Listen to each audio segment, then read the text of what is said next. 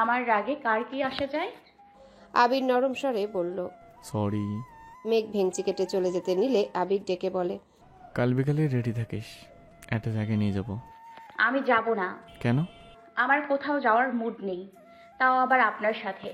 ঠিক আছে, আমার সাথে না গেলে তানভীর সঙ্গে যাস। কারোর সাথেই যাব না। না গেলে কিন্তু স্পেশাল কিছু মিস করবি।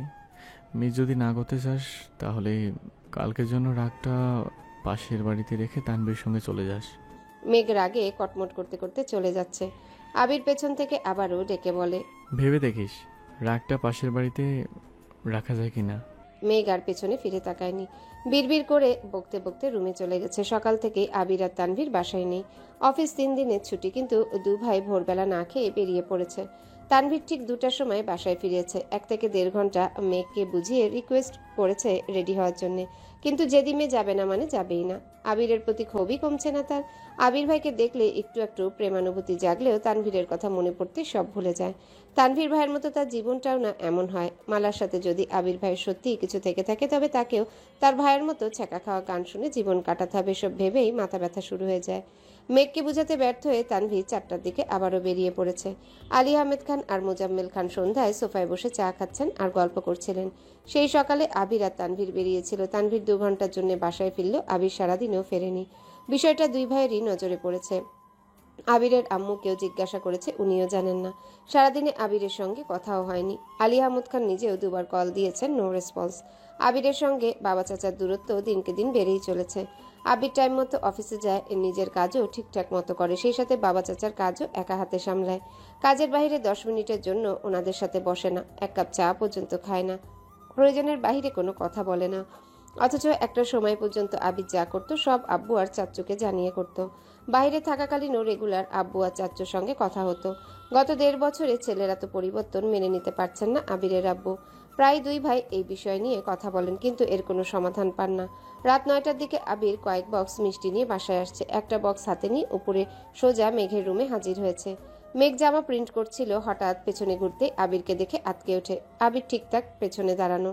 আবির একটা মিষ্টি হাতে নিয়ে নরম স্বরে বলল। নে হাঁ কর। কিসের মিষ্টি? হাঁ করতে বলেছি। ভারী কণ্ঠ শুনে মেঘ হাঁ করে মিষ্টিটা মুখে নিল। আবির দ্বিতীয় মিষ্টিটা 2 আঙ্গুলে নিতে নিতে গম্ভীর কণ্ঠে বলল। তুই যদি কথা মানিস তাহলে জানতে পারবি কিসের মিষ্টি। যেহেতু যাসনি তাই এ বিষয়ে তোকে আপাতত আর কিছুই বললাম না। আবির আরেকটা মিষ্টি মেঘকে খাইয়ে দিয়ে বক্সটা টেবিলের উপর রেখে চলে গেছে। আজ সকাল থেকেই বাড়িতে মানুষের ভিড়। আবিরের রুমে কাজ করাবে। এত বছরে বাড়ির অন্যান্য রুমগুলোর 2-1 বার রং করা হলো, আবিরের রুমে রং করা হয় না অনেক বছর যাবৎ। রং করলে ছেলের স্মৃতি মুছে যাবে বলে মালিহা খানের কড়া নির্দেশ ছিল, আবিরের রুমে কোনো রকমে কাজ করানো হবে না। আবির ফিরেছে অনেক দিন, তবুও রং করায়নি। মায়ের অনুমতি নিয়ে রুমে কাজ করাচ্ছে। পুরাতন কিছু জিনিসপত্র সরিয়ে নতুন জিনিসপত্র আনা হচ্ছে, রুমে এসি লাগানো হচ্ছে। দুপুরবেলা মেঘ হঠাৎই কি মনে করে যেন আবিরের রুমে আসছে।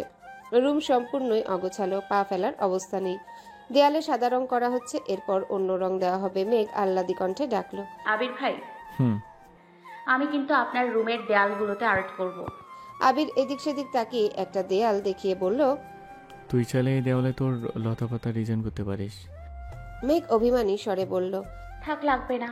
হ্যান্ড প্রিন্টিং এর কাজ শিখছে, তাই মান অভিমান সাইডে রেখে এসেছিল প্রিয় মানুষের রুমটাকে নিজের মতো করে সাজাতে। আবির ভাই চান বা না চান, সে তো নিজেকে আবির ভাইয়ের প্রেমিকা মনে করে। সে অধিকারবোধ নিয়েই এসেছিল, কিন্তু আবির ভাই একটা দেয়ালে রং করার অনুমতি দেয় তার বড্ড অভিমান হয়েছে। আবির বিরক্তিকর কণ্ঠে বলল। রং না করলে বলছিস কেন? আর আসছিস কেন আমার রুমে? আমি ডেকে আনছিলাম তোকে? যা এখান থেকে। আগামী 7 দিন তোর আমার রুমে আসা সম্পূর্ণ নিষেধ। যদি ভুলেও আমার রুমে আসার চেষ্টা করিস তাহলে তোর খবর আছে। রুমে কয়েকজন মিলে রং করছিল। সবার সামনে এভাবে কথা বলায় মেঘ খুব অপমানিত হয়েছে। কাঁদতে কাঁদতে বলে। আপনার রুমে আসছি বলে কি মহাভারত অশুদ্ধ হয়ে গেছে?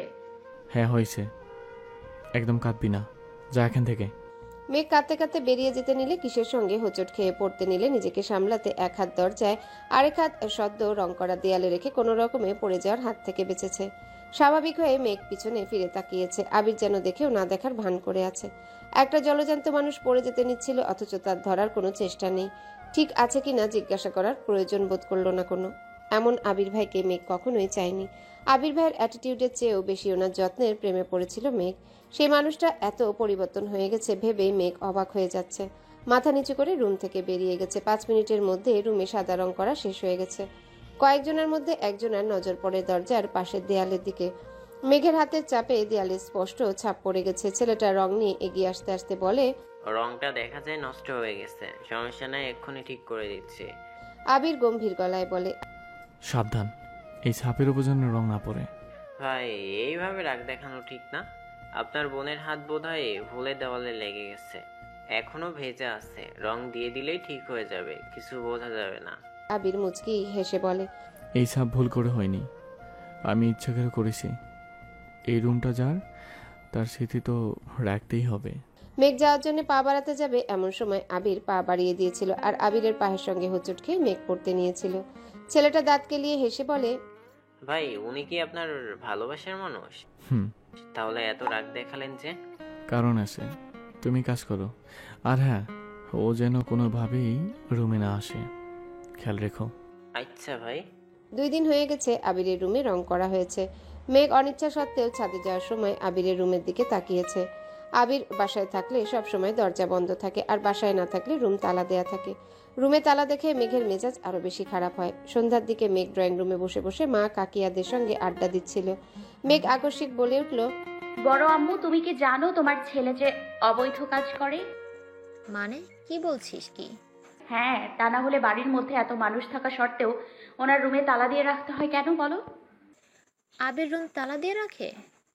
হ্যাঁ, বিশ্বাস না করলে উনি বাসায় না থাকলে দেখে আসো। আচমকা মাথায় গাঁটটা খাওয়ায় মেঘ উফ বলে পেছনে তাকাতেই দেখে আবির দাঁতে দাঁত চেপে দাঁড়িয়ে আছে।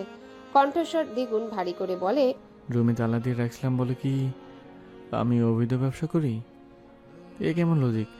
আচ্ছা, আমি কি অবৈধ কাজ করি বল? না বলতে পারলে তোর একদিন কি আমার একদিন। মেঘ মাথায় হাত ঘষতে ঘষতে বলল, আপনার ব্যবসা আপনিই ভালো জানেন। মেঘ উঠতে নিলে আবির ধমক দিয়ে বলে, সব বিষয় নিয়ে ফাজলামি করবি না। তোদের যন্ত্রণার রুমে তালা দিয়ে রেখেছিলাম। আমার রুমে অনেক গুরুত্বপূর্ণ কাগজপত্র আছে, যার মধ্যে একটা কাগজপত্র হারালে সেটার খোঁজ বের করা জীবনে সম্ভব না। সেগুলো জেনে নষ্ট করতে পারিস না, তার জন্য তালা দিয়ে রেখেছিলাম। মেঘ মাথা নিচু করে চেয়ারে বসে আছে। ইদানিং আবির ভাইয়ের সাথে ঝামেলা একটু বেশিই হচ্ছে। মজা করে কিছু বললেও আবির ভাই কেমন যেন সিরিয়াস হয়ে যায়। আবির 1 কাপ কফি হাতে নিয়ে সোফায় গিয়ে বসেছে। ল্যাপটপে কাজ করছিল। মেঘ কিছুক্ষণ বসে থেকে রুমে চলে যাচ্ছে। সিঁড়ি দিয়ে উঠার পথে নজর পড়ে ল্যাপটপের পাশে রাখা আবিরের ফোনের দিকে। ফোনে একটার পর একটা কল আসছে। আবিরের সেদিকে কোনো নজর নেই, মনোযোগ দিয়ে কাজ করছে আর কফি খাচ্ছে। মেঘ 3টা সিঁড়ি নিচে নেমে দেখার চেষ্টা করছে কার কল আসছে। সূক্ষ্ম দৃষ্টিতে তাকিয়ে কোনো রকমের শিওর হলো কলগুলো মালাপুর নাম্বার থেকে আসছে। মেঘের মেজাজ খারাপ হতে 2 সেকেন্ড সময় লাগলো না। আবির ভাইয়ের সঙ্গে সম্পর্কের অবনতির মূলে মালাপু। মেঘ রাগে গজগজ করে নিজের রুমে চলে গেছে, কিন্তু রুমেও স্থির হতে পারছে না। একবার রুমের ব্যালকনিতে যাচ্ছে, একবার শুচ্ছে। রুম থেকে বেরিয়ে সিঁড়ি পর্যন্ত এসে আবারও রুমে চলে যাচ্ছে। কি করবে না করবে বুঝতে পারছে না। একবার রুম থেকে বেরিয়ে ব্যালকনিতে আসতেই নিচে নজর পড়ে সোফায় আবির ভাই নেই। ল্যাপটপ ফোন এমনিতেই পড়ে আছে, রান্নাঘরে কেউ নেই। মেঘ দ্রুত সিঁড়ি দিয়ে নেমে আসে। ফোনের লক খোলা দেখে তাড়াতাড়ি করে কল লিস্টে ঢুকেছে মালাপুর নাম্বার থেকে। মোট 35টা মিস কল এসেছে। তখনই ফোনে একটা মেসেজ আসছে। মেঘ মেসেজে চাপ দিতে মালার নাম্বার থেকে আসা শত শত মেসেজ চোখের সামনে ভেসে ওঠে। যত ধরনের আবেগী প্রেমময় কথা আছে সবই বলেছে। এত মেসেজ পড়ার সময় নেই। লুকিয়ে আবিরের ফোন দেখছে, এই ভয়ে হাত কাঁপছে। আগেও কয়েকবার আবিরের ফোন ধরতে নিষেধ করেছিল, তারপরও মেঘ ফোন ধরেছে। কয়েকটা মেসেজের উপরে হঠাৎই আবিরের দেওয়া একটা মেসেজ চোখে পড়ে। মেসেজটাতে লেখা ছিল, তোকে আর কিভাবে বললে আমাকে বিরক্ত করা বন্ধ করবি বল? বহুবার বলেছি আমি সিঙ্গেল না। যদি মনে করিস ঘন্টায় 100 মেসেজ করলে আমি গার্লফ্রেন্ডের সঙ্গে ব্রেকআপ করে তোর সঙ্গে রিলেশনে যাব, তাহলে তুই বোকা শোকে বাস করছিস। কারণ আমার এমন কোনো সুযোগ নেই, এখন পর্যন্ত কাউকে বলিনি। তোকেই প্রথম বলছি আমি বিবাহিত। বাসায় কেউ জানে না যে আমি বিয়ে করেছি, বিদেশে বউ। সহসা আবির মেঘের হাত থেকে ফোন করে কেড়ে নেয়। অগ্নিদৃষ্টিতে চেয়ে রাগান্বিত কণ্ঠে বলে, কতবার বলছি আমার ফোনে হাত দিবি না? কোন সাহসে ধরছিস? মেঘ ঢোক গিলছে, কান্না যেন ভেতর থেকে উপচে পড়তে চাইছে। আবিরত হেঁচকি উঠছে, কাঁদো কাঁদো কণ্ঠে শুধালো, আবির ভাই, আপনি বিবাহিত? হ্যাঁ, বিদেশে বউ রেখে আসছি, কিছুদিন পর চলে যাব। হইছে শান্তি? আবারও প্রশ্ন করে, আপনি সত্যি বিবাহিত? আমার একটা বাচ্চাও আছে। এখন যা এখান থেকে। বাচ্চার কথা শুনে মেঘের হেঁচকি থেমে গেছে, সেই সাথে নিঃশ্বাস আটকে আছে গলায়। নিজের চোখ আর কান কোনো কিছুকে বিশ্বাস করতে পারছে না। আঁখি জোড়ায় পানি টইটুম্বর হয়ে আছে, শুধু উপচে পড়ার অপেক্ষা। মেঘ তৃতীয়বারের মতো বলে, আপনি সত্যি সত্যি বিবাহিত? আর একটা কথা বললে এমন থাপ্পড় দিব 7 দিন জ্ঞান হারিয়ে পড়ে থাকবি। যা এখান থেকে। মেঘ স্তব্ধ হয়ে গেছে। এক দৃষ্টিতে চেয়ে আছে আবিরের মুখের পানে, চোখে পানি জমার জন্য চোখ ঝাপসা দেখছে। আবির আবারও ধমক দেয়। যা এখান থেকে। মেঘ সঙ্গে সঙ্গে চলে গেছে। মেঘের সারা রাত নির্ঘুম কেটেছে। ছটফট করতে করতে রাত পার করেছে, কাঁদতে কাঁদতে চোখ মুখ ফুলিয়ে একাকার অবস্থা করে ফেলেছে। সকালে কোনো মতে হালকা নাস্তা করে ভার্সিটিতে চলে গেছে। এই বাড়িটাতে এখন মেঘের দম বন্ধ হয়ে আসছে। একটা ক্লাস কোনো মতে করেছে, ক্লাসেও বিরক্তি লাগছিল, তাই মাঠে ছিল। মিনহাজ, তামিম, মিষ্টি, সাদিয়া ক্লাস শেষ করে মেঘের কাছে এসে বসেছে। বন্যা এখনো নানুর বাড়ি থেকে ফেরেনি, তাই অসহায় মেঘের কষ্ট শেয়ার করার মতো কেউ নেই। মেঘের চোখ মুখ ফোলা দেখে মিনহাজ, সাদিয়া, মিষ্টি বারবার জিজ্ঞাসা করছে কি হয়েছে বলার জন্য, কিন্তু মেঘ কিছুই বলছে না। ওদের জোরাজোরিতে মেঘ শেষমেশ বলেছে, আমি যাকে ভালোবাসি তিনি অলরেডি বিবাহিত আর এক বাচ্চার বাপ। সাদিয়া মিষ্টি দুজনাই আর্তনাদ করে ওঠে। মিনহাজ মনে মনে খুব খুশি হয়েছে। এ যেন মেঘ না চাইতেই জল। ওদের জোরাজোরিতে মেঘ কয়েকদিনের ঘটে যাওয়া বিস্তারিত ঘটনা বলেছে। ওদের মধ্যে মিষ্টি খুব তেরা। মিষ্টি কপাল গুটিয়ে বলা শুরু করলো, এত কিছুর পরেও তুই ওই বাড়িতে আছিস কেন? আমি হলে তো কবে বাড়ি থেকে চলে আসতাম। চোখের সামনে প্রিয় মানুষ অপ্রিয় হওয়ার চেয়ে চোখের আড়ালে যা খুশি করতে থাকুক। এই যে তোর এত কষ্ট, খারাপ লাগা, কিছুদিন দূরে থাকলেই দেখবি সব ভুলে গেছিস।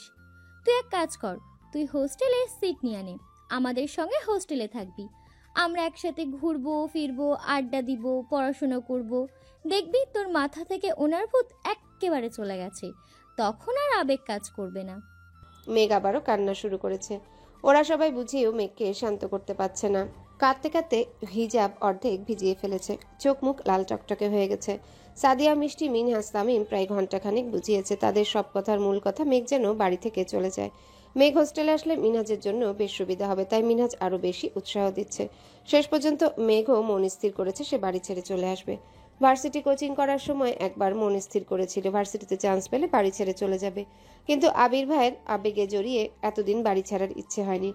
তবে ইদানিং আবির ভাইয়ের আচরণ প্রতিনিয়ত মেঘকে কষ্ট দিচ্ছে।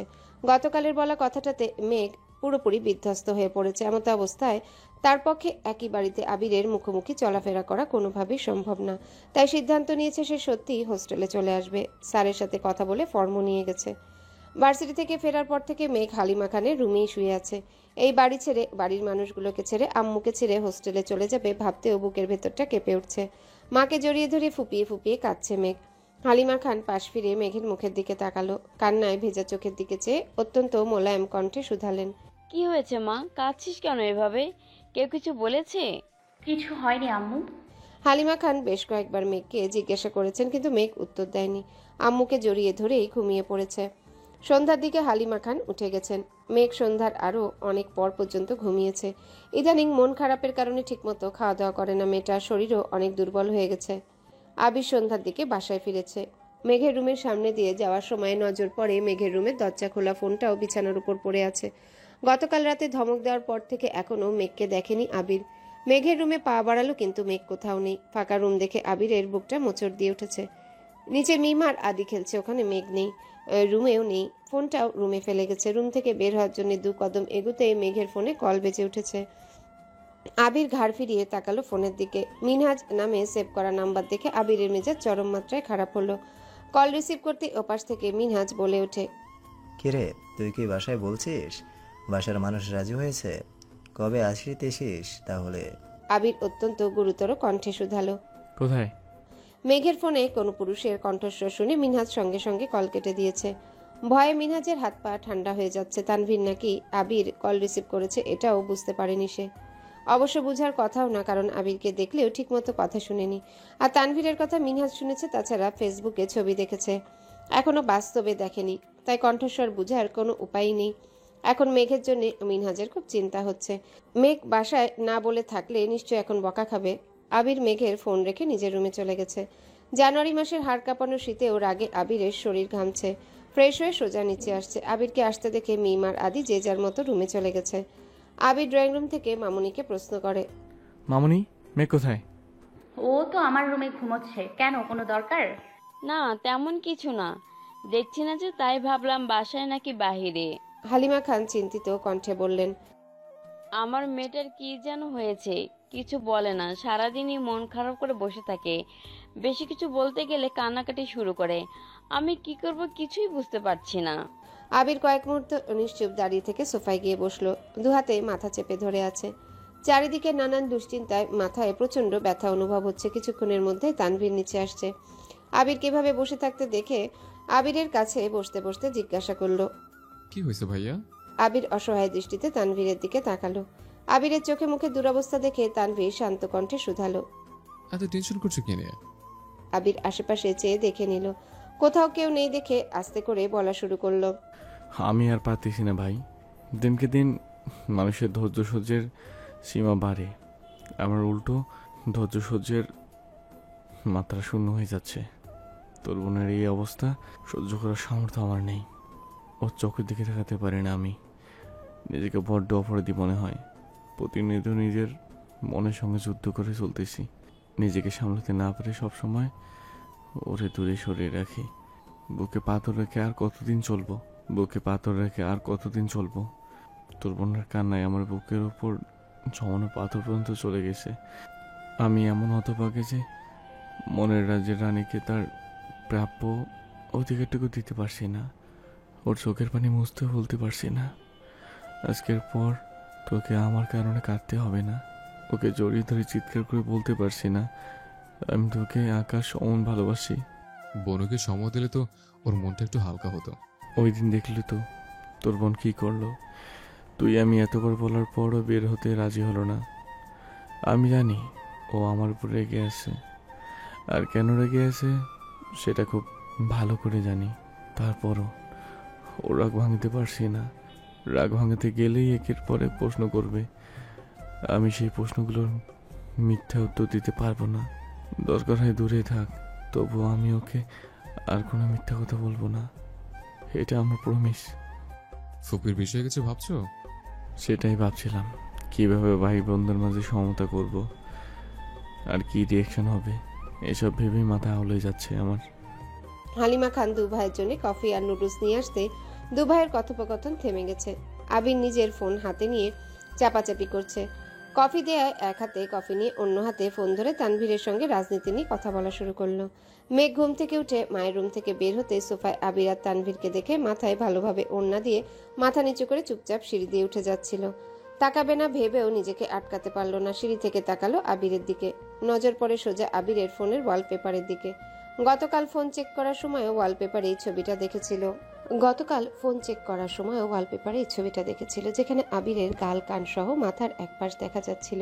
নিচুয়ে কিছু করছিল। কল লিস্ট চেক করার তাগিদে ওয়ালপেপারের ছবিটা ভালোভাবে দেখতে পারেনি, তবে আজ আবিরের হাতে থাকা ফোনে ওয়ালপেপারটা স্পষ্ট দেখা যাচ্ছে। ছবিটাতে আবির ঝুঁকে আছে, এক হাতে কোনো মেয়ের হাতের আঙ্গুল ধরে রেখেছে, সেই সাথে আবিরের ওষ্ঠদ্বয় সেই হাতের উল্টো পিঠের ঠিক মাঝ বরাবর স্পর্শ করে আছে। সদ্য ঘুম থেকে উঠা মেঘ ঘুম ঘুম চোখে ছবিটা দেখতে বুকটা ছ্যাদ করে উঠল। নীরের দৃষ্টিতে তাকিয়ে রইল সেই ছবির দিকে। যে আবির ভাইকে ঘিরে রঙিন স্বপ্নে বিভোর ছিল মেঘ, সে আবির কোনো মেয়ের হাতে চুমু খাচ্ছে ভাবতেই মেঘের দম বন্ধ হয়ে আসছে। নিচের ঠোঁট কামড়ে ধরে কান্না আটকানোর চেষ্টা করে নিজের রুমে চলে গেছে। চোখের সামনে থেকে সেই দৃশ্য যেন সরছেই না। গতকাল আবির ভাই বলেছেন উনি বিবাহিত। মেঘ সে কথা বিশ্বাস করলেও পুরোপুরি করেনি, তবে আজ প্রমাণ পেয়েছে, তাই অবিশ্বাস করার কোনো অপশন নেই। কান্নারাও আজ বিশ্বাসঘাতকতা করছে, কাঁদতে চেয়েও কাঁদতে পারছে না, গলায় আটকে আসছেন কান্না। আজ পুরো টেবিল ফাঁকা, শুধু এক কোণে মেঘ বসে আছে। অনেকক্ষণ যাবতই মেঘ খাবার টেবিলে বসে অপেক্ষা করছে। আব্বু আর বড় আব্বুকে হোস্টেলের ব্যাপারটা কিভাবে বলবে সেটাই ভাবছে। স্যারের থেকে আনা হোস্টেলের ফর্মটা গত রাতে পূরণ করে রেখেছে। এই বাড়িতে আর থাকবে না বলে মানসিক প্রস্তুতিও নিয়ে নিয়েছে। আস্তে আস্তে সবাই খাবার টেবিলে উপস্থিত হলো। মেঘ সবার আগে খাবার শেষ করে বসে আছে, কিভাবে বলবে সাহসটুকু হচ্ছে না। সামনে আবির বসা, এজন্য মূলত আরো বলছে না। আবির খাবার শেষ করে বেসিনের দিকে যেতেই মেঘ বলল, আব্বু, আমার একটা কথা বলার ছিল। বলো আম্মু, কি লাগবে তোমার? প্রতিদিন বাসা থেকে ভার্সিটি পর্যন্ত যেতে অনেক সময় লেগে যায়। আঙ্কেলকেও আমার জন্য গাড়ি নিয়ে ঘন্টাখানেক অপেক্ষা করতে হয়, তারপর যানজট পেরিয়ে আবার বাসায় ফিরতে হয়। এত জার্নি করে আমারও খুব টায়ার্ড লাগে, পড়াশুনো হয় না ঠিক মতো। তাই বলছিলাম আমি হোস্টেলে সিট নেব। বান্ধবীদের সাথেই থাকবো, মাঝে মাঝে বাসায় এসে ঘুরে যাব। তানভীরের খাবার আটকে গেছে, গলায় চোখ বড় করে তাকিয়ে আছে মেঘের দিকে। তৎক্ষণাৎ ঘাড় ঘুরিয়ে তাকালো বেসিনের দিকে, আবির নেই। আতঙ্কিত হয়ে তানভীর ঠোক গিলল। আবির ভাইয়া শুনেনি ভেবে দীর্ঘশ্বাস ছাড়ল। আলী আহমদ খান আর মোজাম্মেল খান দুজনাই নীরব। মেঘ পুনরায় বলল, বলেই মেঘ বাম হাতটা টেবিলের নিচ থেকে তুলে মেঘ পুনরায় বলল, আমি স্যারের সঙ্গে কথা বলেছি, ফর্ম পূরণ করেছি। আপনারা অনুমতি দিলে আমি আজই ফর্ম জমা দিব। বলেই মেঘ বাম হাতটা টেবিলের নিচ থেকে তুলে হাতে হোস্টেলের সেই ফর্মটা। তানভীর কিছু বলতে যাবে তার আগেই আবির টেবিলের অপর পাশ থেকে ফর্মটা নিয়ে একটানে ছিঁড়ে ফেলেছে। আচমকা আবিরকে দেখে আটকে ওঠে তানভীর। সে ভেবেছিল আবির হয়তো চলে গেছে, কিন্তু আবির যে তার পেছনে দাঁড়িয়েছিল এটা তানভীর খেয়ালই করেনি। আবির রাগান্বিত কণ্ঠে চিৎকার করে ওঠে, কোন সাহসে তুই হোস্টেলে যাওয়ার অনুমতি চাইছিস? কে তোকে এত সাহস দিচ্ছে? যে বা যারা তোকে সাহস দিচ্ছে তাদের বলে দিস সব কয়টাকে আমরা ধরে নিজের বাড়ি পাঠাবো। ঢাকা থেকে পড়াশোনা শেষ করতে হবে না। তোকে কিছু বলি না বলে যা ইচ্ছা করবি, যে দেখালে সব পেয়ে যাবি ভাবছিস? তোকে লাস্ট ওয়ার্নিং দিচ্ছি, পড়াশোনা করলে এই বাড়ি থেকে করতে হবে।